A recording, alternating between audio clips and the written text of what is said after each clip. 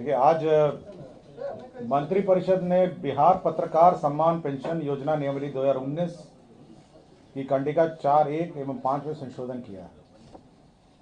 तो पत्रकार पेंशन सम्मान पेंशन नियमावली 2019 थी और 2019 में जो पेंशन निर्धारित था, बिहार के पत्रकार सम्मान पेंशन की राशि 6,000 रुपये प्रति माह निर्धारित थी और पत्रकार सम्मान पेंशन लाभुकों की मृत्यु के उपरांत उनके आश्रित पति पत्नियों को जीवन पर्यंत प्रति माह 3,000 रुपये की राशि पेंशन के रूप में देय होगी, बशर्ते कि वो मीडिया संस्था में या सरकारी सेवा में कार्यरत न हो। तो ये दो प्रावधान किए गए थे 2019 के नियमावली में।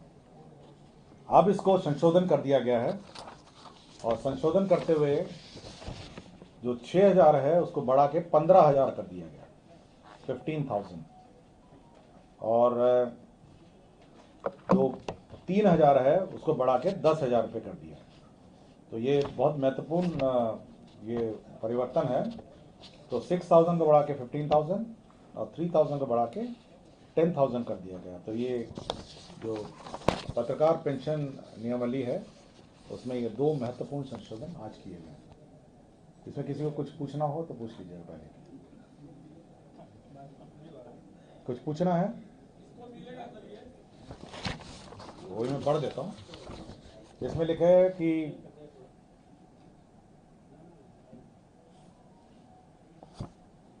बिहार राज्य के निवासी एवं राज्य में निवासरत मीडिया कर्मियों को बिहार पत्रकार सम्मान पेंशन व पारिवारिक पेंशन सम्मान पेंशन देने की नियमित कतिपय शर्तों में पात्रता निश्चित करने के प्रयोजनार्थ बिहार पत्रकार सम्मान पेंशन योजना नियमावली 2019 लागू है। इस योजना के अंतर्गत बिहार पत्रकार सम्मान एवं पेंशन एवं बिहार पत्रकार पारिवारिक सम्मान पेंशन योजना के आच्छादित लाभुकों को सम्मानजनक जीवन यापन हेतु बेहतर आर्थिक सहायता उपलब्ध कराने के उद्देश्य से पेंशन की राशि में वृद्धि किया जाना आवश्यक है।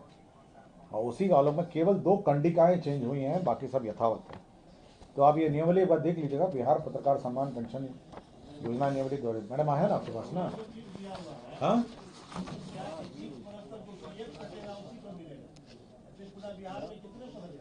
देखिए, ये मुझे नहीं पता है, मुझे इतना ही पता है कि 2019 की जो नियमावली है उसमें 2 कंडिकाएं संशोधित की गई हैं।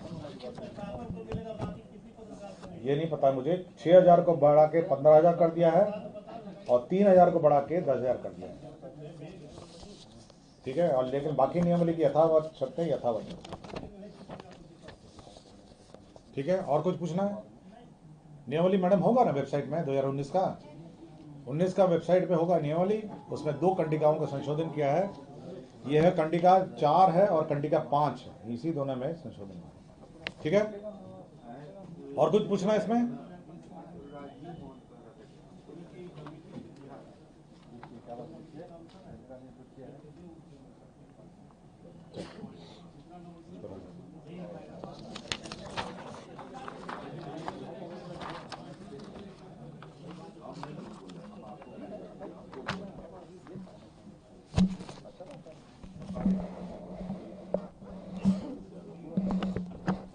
हो जाए कर ले।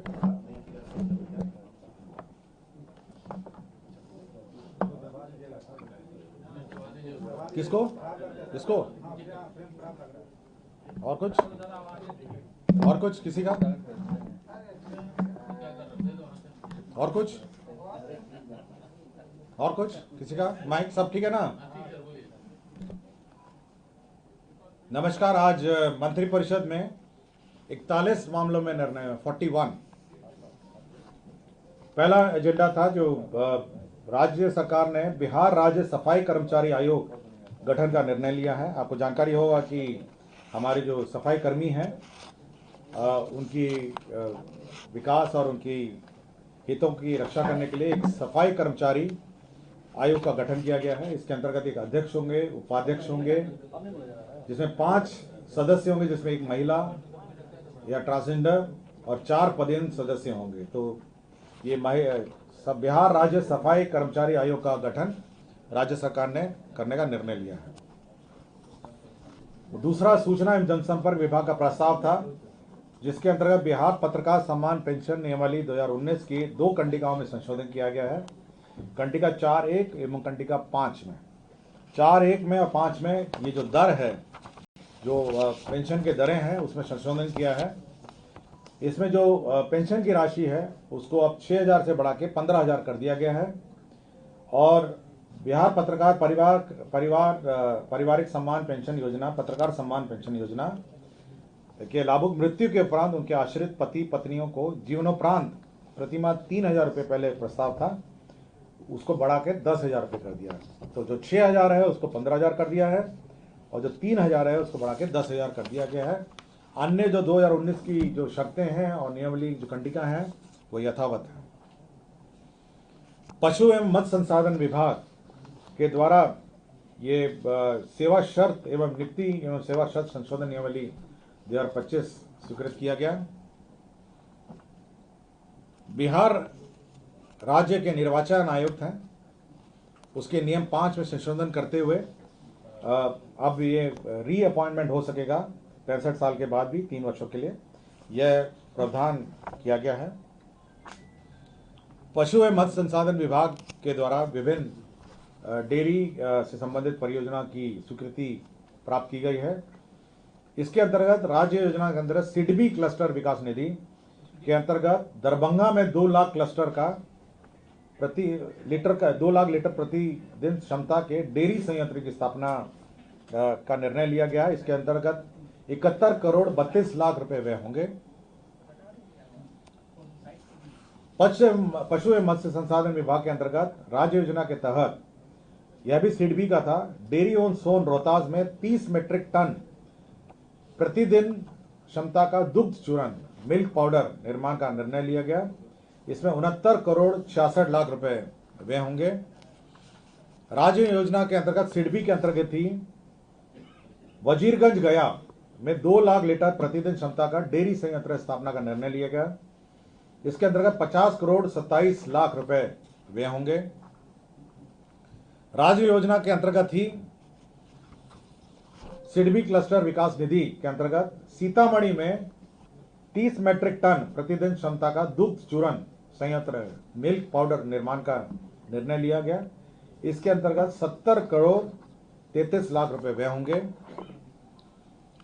और पशु एवं मत्स्य संसाधन विभाग का ही प्रस्ताव था, जिसके अंतर्गत सिडबी क्लस्टर के अंतर्गत गोपालगंज में 1 लाख लीटर प्रतिदिन क्षमता का डेयरी संयंत्र लगाया जाएगा। इसमें 54 करोड़ 73 लाख रुपए व्यय होंगे।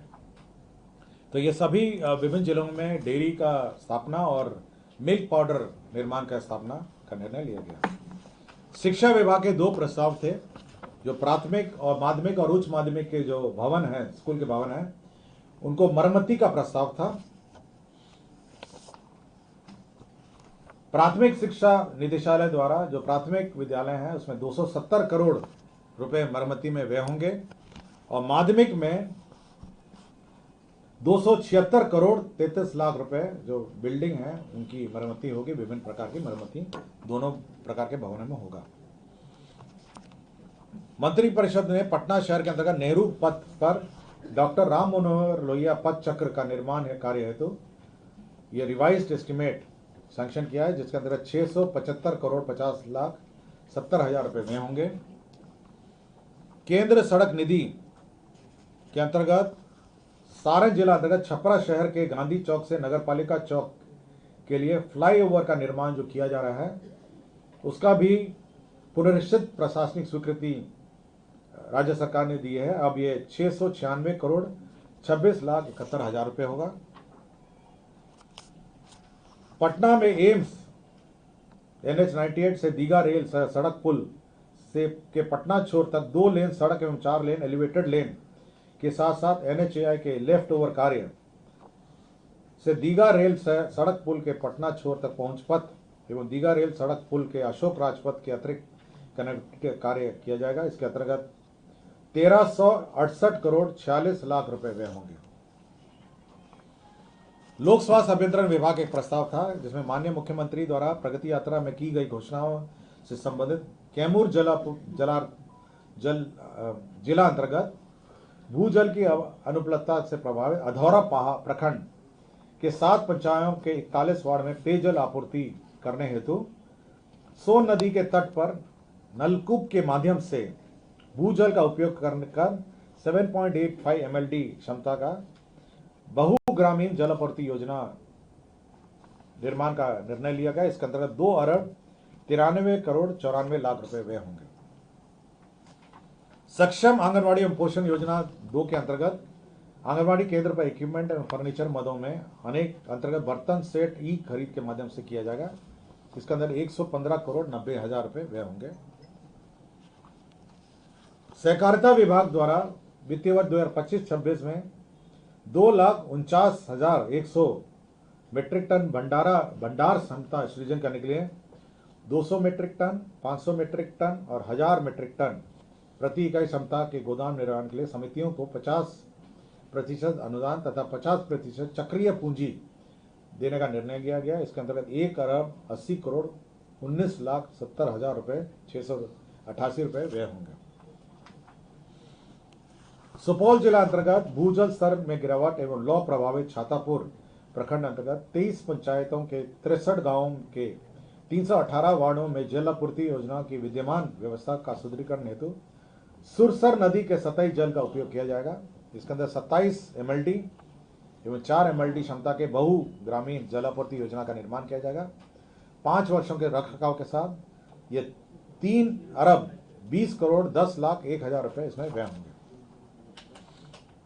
पर्यटन विभाग का एक प्रस्ताव था जिसके अंतर्गत जो जानकारी होगा कि सीतामढ़ी में जिला अंतर्गत पुनर्धाम मंदिर को पर्यटन विकास एवं आधारभूत संरचना का निर्माण किया जा रहा है। इसी में जो भू अर्जन की राशि है उसको रिवाइज करते हुए अब 165,57,16,104 रुपए अब व्यय होंगे। कृषि विभाग का प्रस्ताव था जिसमें विभिन्न योजनाओं के अंतर्गत कार्यान्वयन विभिन्न स्तरों के तकनीकी एवं प्रशासनिक सहयोग करने के लिए कृषि विभागीय विभिन्न कार्यालयों में बिहार कृषि अधीनस्थ सेवा कोटि 1 प्रखंड कृषि पदाधिकारी और समकक्ष अवर कृषि पदाधिकारियों के पद हेतु कार्यालयवार पद पुनर्गठन की स्वीकृति दी गई।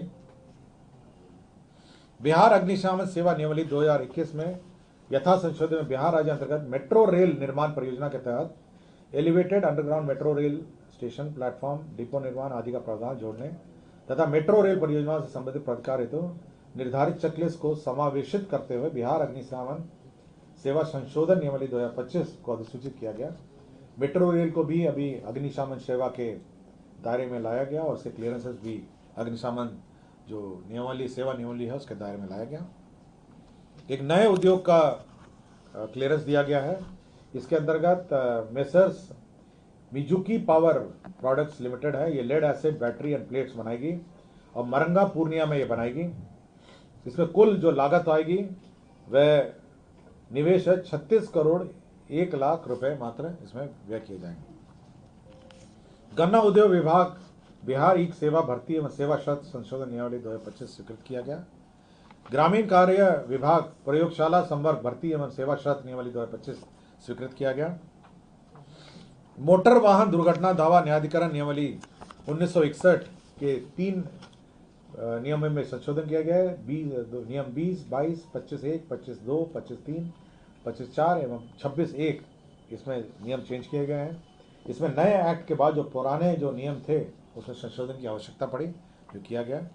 बिहार अमीन संवर्ग नियमावली 2025 की स्वीकृति दी गई। इसमें अमीन की भर्ती कैसे होगी, अमीन के किस किस पद पर प्रमोशन होंगे, यह सब इसमें स्वीकृत किया गया। मद्य निषेध उत्पाद एवं निबंधन विभाग के अंतर्गत रानीगंज प्रखंड अररिया में स्थायी रूप से नया अवर निबंधन कार्यालय खोले जाने का निर्णय लिया गया और इसमें पद भी सृजित किए गए।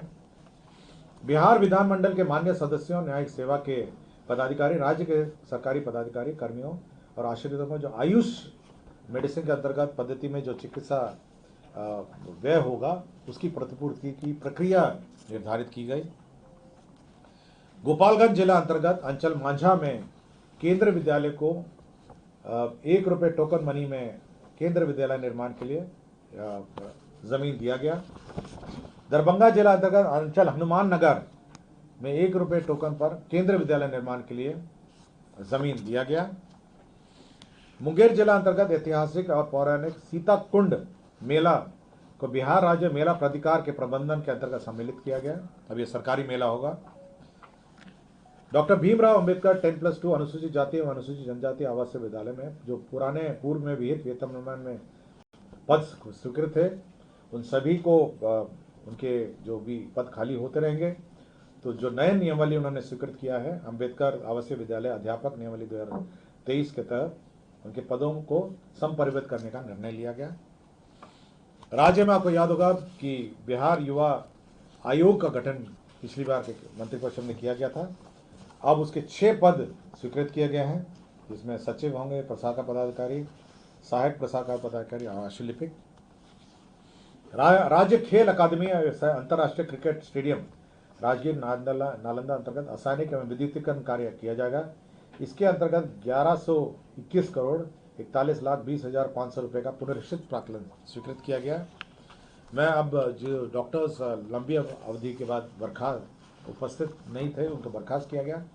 मैं सभी का एक साथ पढ़ता हूँ। डॉक्टर रवीश कुमार चिकित्सा पदाधिकारी अतिरिक्त प्राथमिक स्वास्थ्य केंद्र रुपसा बांका, डॉक्टर दीपिका चिकित्सा पदाधिकारी सदर अस्पताल कटिहार, डॉक्टर उत्कर्ष भारद्वाज विशेष चिकित्सा पदाधिकारी अनुमंडलीय अस्पताल बखरी बेगूसराय, डॉक्टर कुंदन कुमार सामान्य चिकित्सा पदाधिकारी अतिरिक्त प्राथमिक स्वास्थ्य केंद्र सैदपुर मांझी खगड़िया, डॉक्टर कुमारी शिव चिकित्सा पदाधिकारी स्त्री रोग सदर अस्पताल शेखपुरा और डॉक्टर मोनिका विशेषज्ञ चिकित्सा पदाधिकारी शिशु रोग सदर अस्पताल खगड़िया। तो आज कुल 41 मामलों में मंत्रिपरिषद ने निर्णय लिया। धन्यवाद।